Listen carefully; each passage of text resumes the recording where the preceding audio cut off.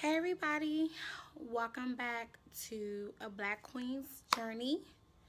First, I want to apologize. I am 2 days late on doing this video. I have had I have been super busy. Let's just put it like that. Super busy. Um, First things first, shout out to my girl Ashley. She bought me my first ring light. So as y'all can see, I'm much brighter. I love it. I'm very happy with it. It took me about 3 minutes to put together. So thanks, girl. Love you. What else? If this is your first time tuning in, thank you. I appreciate it. If you are returning, thank you. And thanks for coming back. First things first, I got this topic from my best friend Nobi. She actually sent me a video on IG about it, and she said that she thought it would be a great topic for my videos this week, which I agree because I had nothing. Since I woke up this morning, I was thinking, wondering. As I'm at the grocery store, I'm like, what am I going to talk about this week? I have nothing. So she gave me the topic of compromise in relationships, which is something that is very difficult these days for people. I don't know why. For me, it's very easy. Actually, me and my fiance compromise too much. We were just talking about that. How we're always thinking about each other. We never think about ourselves. Most people in relationships don't understand that compromise is takes work, and it is required. You're not always going to get along. You're not always going to like the same foods. You're not going to always be on the same page. You and your significant other is going to always have some type of difference somewhere. Majority of the time, y'all get along. Food, life, whatever, y'all get along.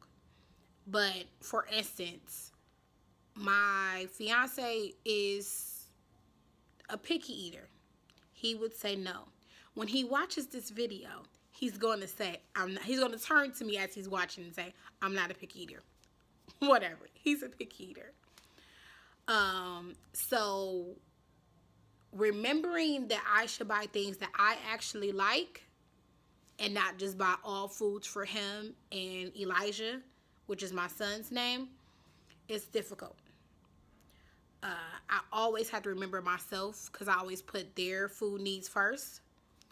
And one of the compromises that I've done since living with him is I barely eat condiments anymore.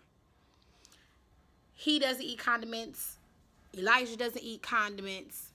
So it's kind of like we don't have any ranch, blue cheese, barbecue sauce, ketchup, none of that in my house. Now, when my nephew comes to visit, I remember that I do like ketchup, and I do like mustard, and I like all those things. Because he asks me for it, and I'm like, dang, you know what? I don't got no ketchup. And that's because they don't need it. So it's kind of like one of those compromises. Like, why spend money on it if I'm the only person eating it? There's no point. Another thing that we compromise on is more so the bedtime thing. I know that my fiance does not like to go to bed when I like to go to bed. Most of the time he's up late. He's playing a game or watching YouTube or doing whatever. A lot of times his compromise for me is he'll come and get in the bed with me so I can go to sleep. Because without him being in the bed, it's kind of hard for me to go to sleep. Which I think is very sweet. He lays there pretty much try to go to sleep, and he get up and go back in the living room and do whatever he wants to do. But I think that's a huge compromise because he doesn't have to do that. I mean, he could just say, well, good night, and he'll see me later on when he get back to the bed. But the fact that he takes out the time to actually come and lay in the bed with me until I fall asleep, I think it's really sweet. I also work from home. So I try to say I try to do calls in the afternoon for my job because I know in the morning he's more than likely asleep. So nobody wants to hear you on the phone at 8, 9 o'clock in the morning when they're sleeping. So I try to take all my calls in the afternoon. Sometimes when I'm moving around the house and it's time for us to eat dinner, he'll fix my plate. And I'll do the same for him. It's like it's a give and take type of thing. Like we constantly giving to each other. And I think that that's a big thing in relationships. You always want to have some type of compromise. Like it's not going to always be the way it was when you were single. Some things that you do when you were single, you not going to do when you're in a relationship. If you're a person who, when you were single, stayed out late, 2, 3, 4, 5 o'clock in the morning, you're not going to do that when you're in a relationship. For one, when you're in a relationship, you want to be around your significant other. And if you're the person who goes out a lot, you'll be like, you know what? Around about 11, 12 o'clock, you're like, I'm going home. Period. You become more comfortable with being at home or being around your significant other.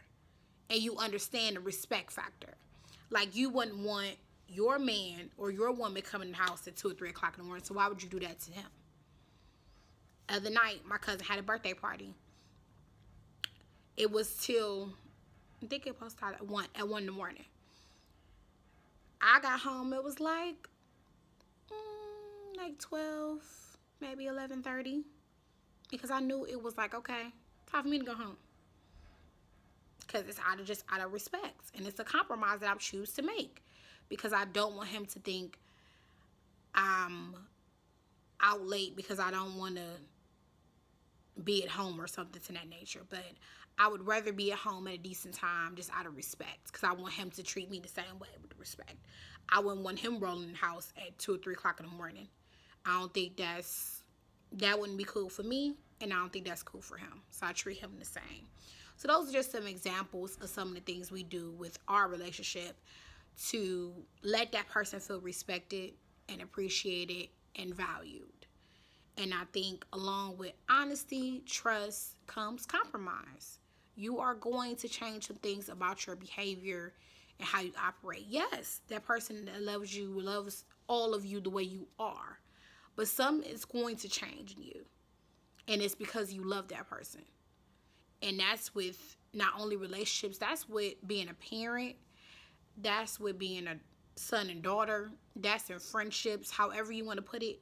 Some of it's going to change somewhere. If you don't change a little bit, just a tiny bit, then the love may not be as strong as you think it is. Let's just put it like that. So that is my piece of advice for this week. Thank you for working with me. I know, like I said, I apologize for being late. I should have made this video Friday.